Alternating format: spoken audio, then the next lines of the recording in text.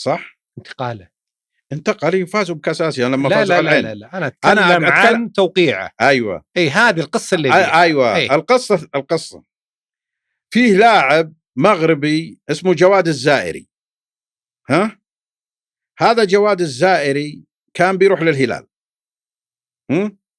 نعم. كامل منصور بلوي واستطاع انه يغير مساره وجاء للاتحاد. زين. حلو. صار الصراع الهلالي الاتحادي ينمو نعم.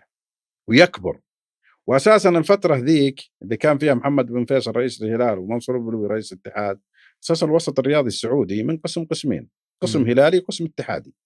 والنصراوي؟ لا النصراوي ولا الاهلاوي ولا الشبابي ولا الاتفاقي كانوا متفرجين، كانوا كل العالم ذي متفرج. كان الصراع كذا. جات قضيه كالون. كالون لازم يصير فيه، انا ما دام اني فزت عليك في ياسر انا برد عليك الصعصعين. فالكابتن كالون جاء للرياض للمفاوضات مع الهلال. وكان خلاص يعني بيتفقون مع الهلال وجايب المفاوضات وكذا. واعلن نادي الهلال عبر يعني بيان رسمي اعلامي انه غدا في مؤتمر بحضور نائب الرئيس عبد الرحمن النمر واللاعب. جاءوا لقوا اللاعب سافر الجدة. شلون؟ شلون سافر الجدة؟ سافر. انت اللي اخذت الجدة؟ انت اللي اخذت الجدة؟ والله انا ما عندي طيارة خاصة. لا انت طيارة خاصة. اكيد انه رايح في طيارة خاصة. يعني انا اللي بوديه. واضح انه منصور البلوي، يعني من كلامك انه طيارة منصور البلوي ولا لا؟ لا منصور البلوي ما يملك طيارة خاصة ابدا. ما في ما يملك. يعني مو منصور البلوي وراء. انا ما انفي ولا اؤكد. لا تنفي ولا تؤكد. طيب سر ابتعاده عن الاتحاد صراحة الأستاذ منصور البلوي سبب ضجة كبيرة وزعل ويعني من جمهور الاتحاد ومن إعلام الاتحاد. ليش طلع منصور من الاتحاد؟ لأنه بناء على ارتدادات السلبية لقضية كالون استقال منصور البلوي.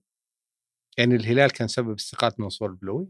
اللي قدامي كذا ارتدادات السلبية لقضية كالون استقال منصور البلوي. يعني الهلال كان سبب استقالة منصور البلوي؟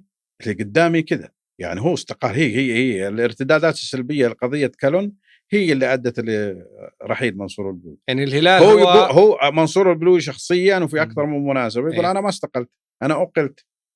وبيان رعاية الشباب يقول تم قبول استقالته. هذا اللي صاير. بس السبب الرئيسي هو الهلال حسب كلامك الآن. هو شوف هو الهلاليين أنا دائما أنا هذا وجهة نظري يعني. أنا الهلاليين أقوياء. أنا عندنا مثل في الدلم وش يقول؟ يد ما تقواها صافح. لا على الأقل لا تقاشرها. لا تصافحها بس لا تقاشرها. طيب. فكون أنك أنت تأخذ منهم أحمد الدوخي وتأخذ منهم خميس الله يرحمه وتعاركهم وكذا، أكيد أنهم سيكون يعني بينك وبينهم صراع كبير جدا. لكن المؤلم أنا أتفهم الغضب الهلالي من منصور البلوي، لكني ما أتفهم غضب الاتحاديين من منصور البلوي.